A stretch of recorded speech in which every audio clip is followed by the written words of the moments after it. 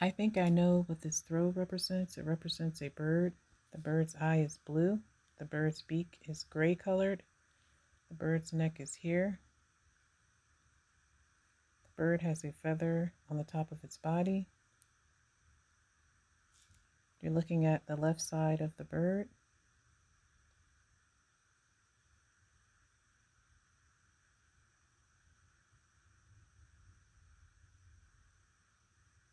This throw basically symbolizes a bird, and so, yeah.